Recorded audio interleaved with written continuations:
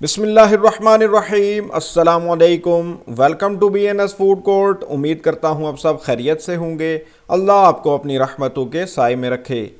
آج میں آپ کے لیے مزیدار سے چکن پکوڑا کی ریسیپی لے کر آیا ہوں، جس کو آلو کے ساتھ بنائیں گے۔ نہ ہی چکن کو بوائل کریں گے اور نہ ہی ہوگی لمبی میرینیشن، بس بہت ہی آسان اور سمپل سٹیپس میں یہ مزیدار سی ریسیپی تیار کریں گے۔ اس لیے ویڈیو کو اینڈ تک ضرور دیکھیے گا، چینل کو کر لیجئے سبسکرائب۔ تو چلیے سٹارٹ کرتے ہیں۔ بسم اللہ الرحمن الرحیم۔ 250 گرام بون لیس چکن لیں گے، جس کو اچھے طریقے سے دھو کے اس طرح سے کٹنگ کر لیں گے۔ بہت بڑی بڑی بوٹی نہیں کاٹنی اور نہ ہی سائز بہت چھوٹا رکھنا ہے، یہ پرفیکٹ سائز ہے۔ ایسے ہی سارے چکن کو کاٹ لیں گے۔ اب 2 عدد میڈیم سائز آلو لیں گے، جن کی دھو کے چھیل کے کٹنگ کریں گے۔ آلو کو پتلا اور چھوٹا چھوٹا کاٹیں گے۔ بڑے سائز میں اور موٹے آلو نہیں کاٹنے، ان کی سائز اور شیپ بالکل ایسی ہونی چاہیے۔ اسی طرح ہم باقی آلو کی بھی کٹنگ کر لیں گے۔ اب چلتے ہیں نیکسٹ سٹیپ کی طرف۔ اب 2 میڈیم سائز پیاز لیں گے اور ان کو باریک چاپ کر لیں گے۔ اسی سائز اور شیپ میں آپ نے سارے پیاز کی کٹنگ کر لینی ہے۔ ایک باؤل میں ایڈ کریں گے کٹ کی ہوئی چکن، کٹ کیے ہوئے 2 میڈیم سائز آلو، باریک چاپ کیا ہوا پیاز، آدھی گٹھی باریک کٹا ہوا ہرا دھنیا، 1 ٹیبل سپون ثابت خشک دھنیا، ہاف ٹیبل سپون سفید زیرہ، 1/4 ٹی سپون اجوائن۔ اب ایڈ کریں گے 2 ٹیبل سپون کٹی ہوئی لال مرچ، 1/4 ٹی سپون ہلدی، 1.5 ٹی سپون یا حسب ذائقہ نمک، 1/4 کپ کارن فلاور، 1 کپ بیسن۔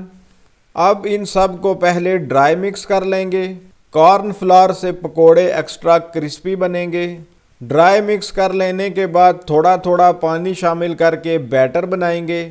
ٹوٹل پانی آپ نے آدھے کپ سے 1 کپ تک ڈالنا ہے۔ بیسن مجھے تھوڑا کم لگ رہا ہے، اس لیے 1/4 کپ بیسن میں اور ایڈ کروں گا، لیکن یہ بات آپ نے یاد رکھنی ہے کہ پانی اتنا ہی شامل کرنا ہے جتنا میں نے بتایا ہے، اور بیٹر بہت زیادہ پتلا نہیں ہونا چاہیے، کیونکہ فرائی کرتے وقت بیسن، چکن اور آلو الگ الگ ہو جائیں گے، اور مکس بھی اچھے سے کرنا ہے تاکہ کوئی بھی خشک بیسن نہ رہ جائے۔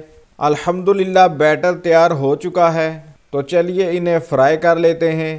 آئل کو میڈیم سے تھوڑا زیادہ گرم کریں گے۔ اب تھوڑا تھوڑا بیٹر لے کے پکوڑے بنا لیں گے۔ بہت زیادہ بیٹر نہیں لینا، تقریباً اتنے سائز کا ہی لینا ہے، نہیں تو پکوڑے موٹے بنیں گے اور اندر سے کچے ہوں گے۔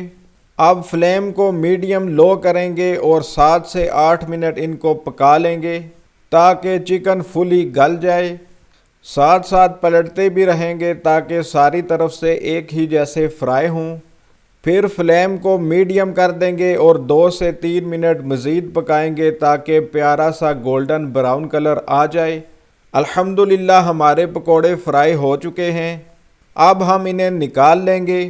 ماشاءاللہ بہت پیارا کلر آیا ہے۔ اسی طرح ہم باقی پکوڑے بھی فرائی کر لیں گے۔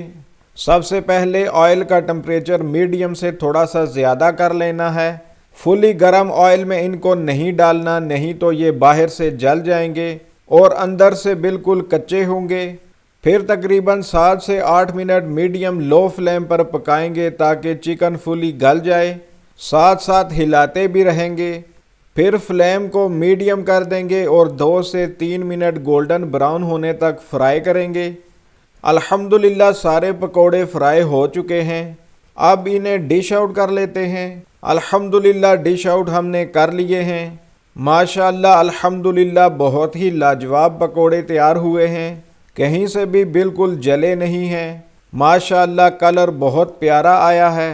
اس ریسیپی کو ضرور ٹرائی کریں اور ہمیں کمنٹس میں بتائیں کہ یہ آپ کو کیسی لگی۔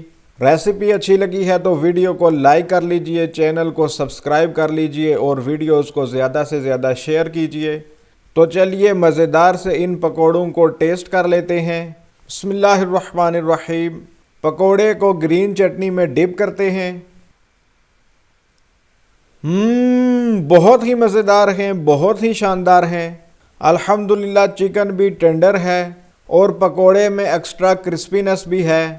آپ جو ریگولر چکن پکوڑا کھاتے ہیں اس سے ٹیسٹ میں ڈیفرنٹ بھی ہے اور مزیدار بھی۔